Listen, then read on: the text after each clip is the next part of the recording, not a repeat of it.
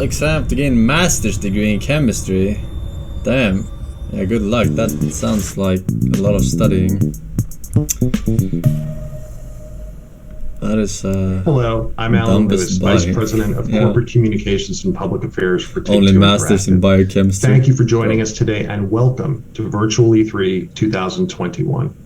Take-Two, like many organizations, is deeply committed to and actively involved in numerous initiatives to enhance diversity, equity, and inclusion within our society and industry.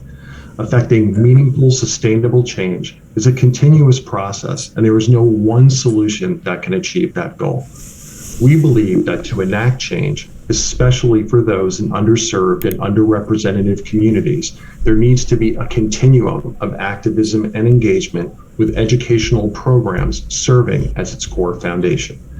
Beginning with children in elementary school, we have the ability to light a spark of creativity, intellectual curiosity, and wonder that can last a lifetime. Continuing through middle and high school, we can support and nurture students during their formative years and increase the depth of their skills that can provide a pathway to attending one of the 400 plus colleges and universities within the United States that offer degrees in game design. Providing opportunities to attend these academic institutions, including need-based financial support, is also a critical component to helping end generational cycles of inequality.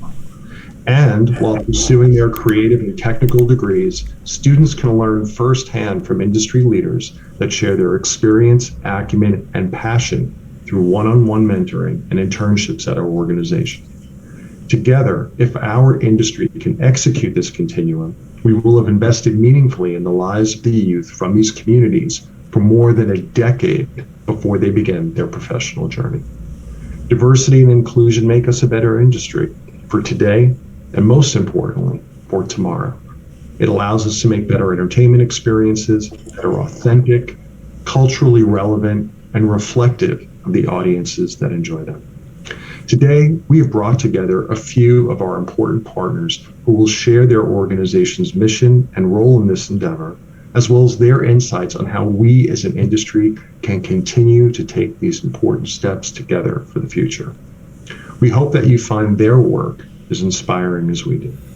It is now my pleasure to turn things over to my colleague, Tony Lagans, Director of Diversity and Inclusion for 2K, who will be the moderator for today's discussion. Thanks, Alan. It's my pleasure to be your moderator for today's session. Before we begin, I'd like to introduce my esteemed panelists today. We're going to start off with Jim Huntley. Jim Huntley is currently the professor and head of marketing at USC. Jim is a faculty advisor, and he's an executive producer for USC Games Expo and a co-founding partner of PAC-U Gaming. Next, we have Susanna Pollock. Susanna is the president of Games for Change, which is a nonprofit that empowers game creators and social innovators to drive real-world impact through games and immersive media. Next to Susanna, we have Gordon Bellamy. Gordon is a professor of practice of cinematographic arts at USC. He is also the head of USC Bridge Incubator, which is a program that helps to cultivate the next generation of leaders in the video game industry. And last, next to Gordon, we have Layla Shabir. Layla is the founder of Girls Make Games, which offers a series of summer camps, workshops, and game jams designed to inspire the next generation of designers, creators, and engineers. Welcome to all of you, great panelists, and thank you so much for joining our important discussion today. Now, I'd like to dive right in here, and Jim, I'm going to start with you. In Alan's opening, he mentioned something that was so important, and it was really just talking about the increasing role that diversity, equity, and inclusion it is playing in the video game industry today. So before we get into the big concepts that we're talking about here, let's just break some things down for our viewers. Jim, can you help us understand and talk about equity and diversity and why it's so important in the conversation about the video game industry today? Oh, please, do tell me about Absolutely. equity.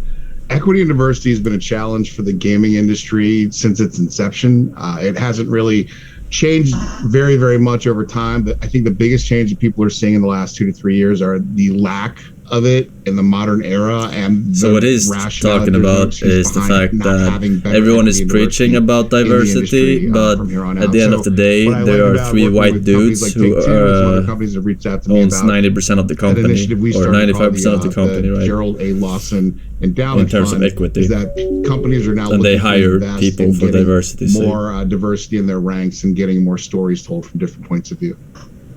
I appreciate that. That's great conversation there.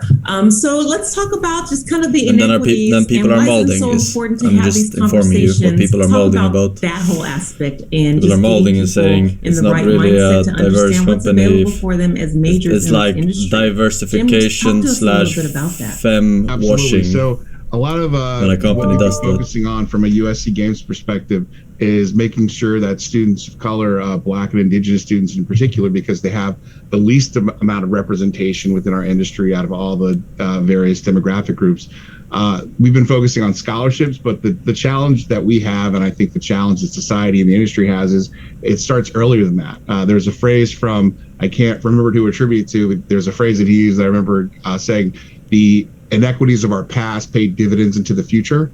And that sticks with me because the reality is if you don't have a great opportunity or access to computer science labs and specialized education in grade school and high school and junior high school, the odds of you having a great portfolio piece when it comes time to apply to a program like ours puts you at a deficit. And if that deficit keeps rolling on into the future, generation after generation, the gap between the ability to get into some of these slots in game design and not being able to get them gets wider and wider. So we need to do a better job as a society, and we are willing to do our part and help work with companies like Take-Two to lead the vanguard on how do we get students some opportunity from grade school? Like, how do we make sure they can see this as an option? Because when I, as a Black man, get in front of a small group of grade school students, and I say I work in the video game industry, you can see the eyes just their minds explode because they've never seen anyone like me and the videos they see on YouTube or other visitors to their classes, to their seminars. So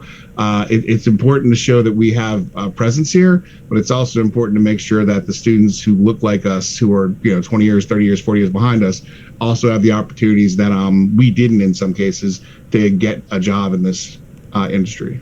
Yes, thank you so much for your insight. So important there. Susanna, that really kind of speaks to a lot of the great work that you're doing in helping to reach this underserved community. Can you talk about the work that Games for Change is doing? It's the exact same text that they keep spinning. So, our mission, as you said earlier, is to empower game designers and social innovators, right? To use games for social change. And we see our work with younger people as really inspiring the next generation, right? And so just what Jim was saying, like we're going as young as sixth grade, sometimes fifth grade, but trying to give young people, and mostly in Title I schools, so those are schools that qualify for free lunches. Wait, they're not showing any games the underserved at communities, an opportunity to dive in deeply into this gaming industry, this experience they all love to do, and help them become creators of this content, not just consumers.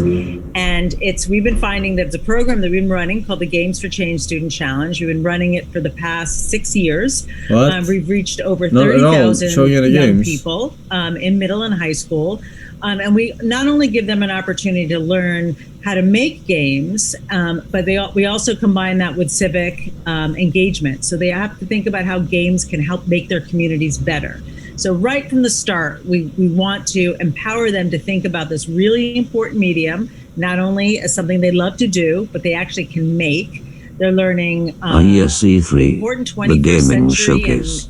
Oh no, please carry on with your equity and diversity talk. This is exactly what I came here for. Let's talk about how the Japanese game market is not diverse at all and is run by Japanese people only. Disgusting. And mentoring from near peers and also from people from the community. So as Jim said, it's so important they see themselves in the people that are coming to speak to them. So when we're in Los Angeles, for example, we can reach out to USC Games, game design students to come and speak to the kids, that we can bring people in from Riot or Activision or from Take-Two to come in and say, yes, this is what I do, and this is something for you. And we do the same thing in New York and working in Atlanta and Detroit. And I can tell you that students are coming back year on year, and we're seeing them use this program as like their college essay. Then I'm watching the one I missed yesterday. I love the idea that, that was good. We can get to them at a young age. They spend their summers with Layla at Girls Make Games, and then they can go on and apply to college. And we were talking about this pipeline or this pathway for them. And so that's that role and what we hope to inspire. Hello, Forsen. Are you watching this as some form of punishment/rehabilitation? I can't see any other reason why you would sit through this. Smiley face. No, I'm not sitting through it.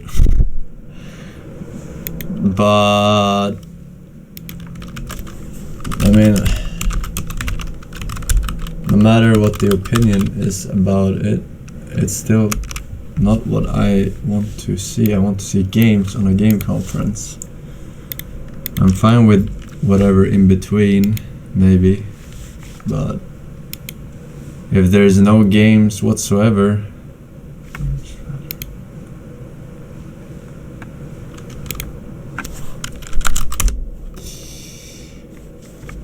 it's not my cup of tea.